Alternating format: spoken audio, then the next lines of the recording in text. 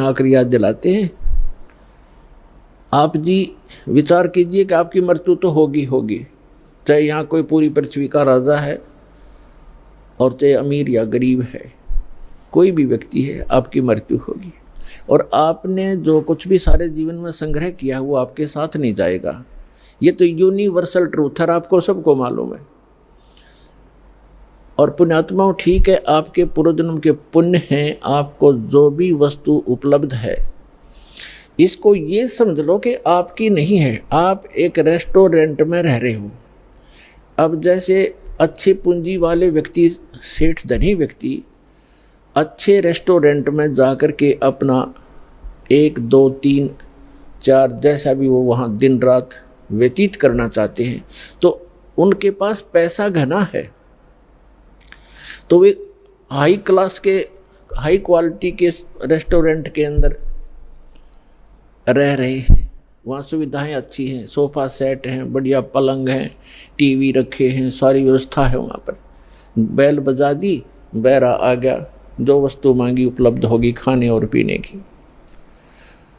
और एक गरीब व्यक्ति जाके एक सिंपल होटल में रुका है जिसमें एक तख्त पड़ा है और सिंपल आहार है, थोड़ा खर्चा है उसका। तो ऐसा ही समझ लो आप, जो गरीब है वो एक सिंपल होटल में रह रहा है, अमीर है वो बड़े होटल में रह रहा है, लेकिन वस्तु किसी की नहीं। वहाँ पर होटल में गए व्यक्ति को पता होता है कि यहाँ तेरी वस्तु कोई नहीं है, इनको प्रयोग कर सकता है, वो भी अपने खर्चे से। तो इस काल भगवान का ये होटल है फॉर एग्जाम्पल। और इसमें आपके पुण्यों के कारण आप सुविधा जो आपको है वो आपके पूर्व जन्म की पूंजी से है, जेब आपकी ही खर्च हो रही है। जो सुविधाएं आपको उपलब्ध हैं आपके पुण्य क्षीण हो रहे हैं।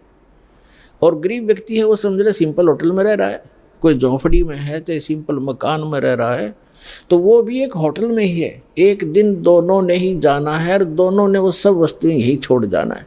अब जाना कहाँ है? स्वदेश को जाना है। होटल में व्यक्ति वही रहता है जो विदेश गया हुआ है, अपने घर से बाहर है। आज तक आपको यही नहीं मालूम कि हम इस होटल को छोड़कर प्रस्थान कहाँ करेंगे। आपको तो जबरदस्ती जब आपकी पूंजी समाप्त हो जाती है, आपका समय समाप्त हो जाता है, उस होटल से पकड़ कर बाहर फेंक दिया जाता है सड़क पे, आप कहीं जाओ। जब हम घर से बाहर चलते हैं वैसे किसी काम कार्यवश, तो जाने से पहले हम वहाँ कहाँ रुकेंगे, रात्रि हम कैसे व्यतीत करेंगे, उसकी व्यवस्था पहले करके जाते। और संसार छोड़ के जाने वाला व्यक्ति कभी सोचता भी नहीं कि मृत्यु के बाद मैं कहाँ जाऊँगा। तो वो ज्ञान अब आपको प्राप्त हो रहा है कि आप ये साधना करोगे और आप इन होटलों में रहो जैसे जिसकी व्यवस्था है, ठीक है, धनी है अपने उस सुविधा को प्राप्त करो, निर्धन है अपने उन मकानों में गुजर करो। और दोनों ही 2 रोटी खाते हैं, एक गरीब भी और सेठ भी, और एक चारपाई पर ही सोते हैं। 3-3 4-4 पर सेठ नहीं सो सकता। एक कोने में चाहे 10 कक्ष की कोठी हो, एक कक्ष के एक कमरे में एक तख्त 3.5 बाई, परमात्मा कहते हैं क्या चढ़ावा मेंढिया और लंबी भीत उसार, घर तक 3.5 हाथ गणाते 4.25।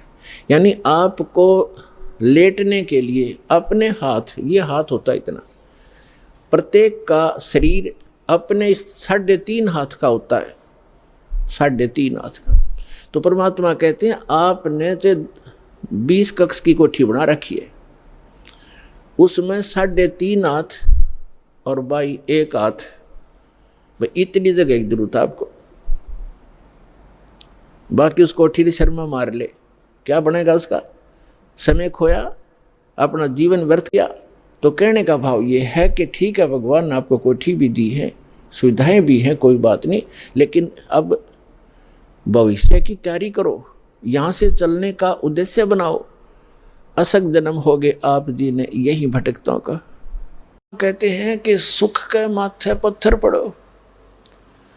और पुण्यात्माओं, ये नियम है इस मन का जब ये दुखी होता है तो आत्मा रोती है, यू साइड पकड़ जाता है और गलती सारी मन करवाता है। कबीर साहब कहते हैं मन के मते ना चालियो, मन है पक्का दूत, अरले डूबे दरिया में फिर जा हाथ छूट। इतने पाप करवा देता है, ऐसा कोई गलती करवा देता है, आत्मा को दुख होता है, यो अपना साइड पकड़ जाता है। तो परमात्मा कहते हैं कि जब आपको सुख हो जाएगा ये नकली यहाँ का, तो भगवान से दूर अवश्य हो जाओगे। आप देख रहे हो जो अच्छा कोई पोस्ट हो या कोई अच्छी मंत्री, एमएलए, मुख्यमंत्री का पद, प्रधानमंत्री पद प्राप्त हो, या कोई वैसे सुख यानी इस नकली सुख धन हो, अच्छी बड़ी कोई कार हो, कोठी हो, अब उसने समझाने की चेष्टा करियो भक्ति के बारे में, कान्ना पे घटालेगा, जो छोड़ कोई और बात चला। अब वो सुख उसके लिए दुश्मन बनेगा उसका, फिर बनेगा गधा और कुमार मारेगा कड़े पर लठ। जब याद आवेगी इसका फिर वह बात बहुत दूर जा चुकी होती है। तो यहाँ परमात्मा कहते हैं इसे सुख का आग लगो जो भगवान का नाम बुला दे। कबीर साहब कहते हैं सुख के माथे पत्थर पड़ो, जो नाम हृदय ते जा, नाम हृदय से जावे, और बलिहारी व दुख के जो पल पल नाम रटावे। तो भगवान आपको यहाँ से बचाने के लिए कुछ थोड़ा बहुत ऐसी होगा तो आप ही के संस्कार का, यानी भयंकर कष्ट होना हो उसको थोड़े से में टालते रहेंगे, और वो इतना ही वजन देंगे आप उसको सहन भी कर सको और मालिक की याद बनी रहे, आपका भय ना निकले और भाग्य का आपकी तो गलती ना कर दो। तो परमात्मा कहते हैं ईसा दुख आप पे उदाहरण देते हैं, ईसा दुख मालिक दिए रखना जिससे तेरा नाम याद रहे, और उस सुख का आग लगे जिससे तेरा नाम भूल जा। ये 2 दिन के चोचले फिर पशु योनि में पटक देगा, ठा के अपने पुण्य बर्बाद करवा के। तो इस ज्ञान से आपको ये समाधान होगा।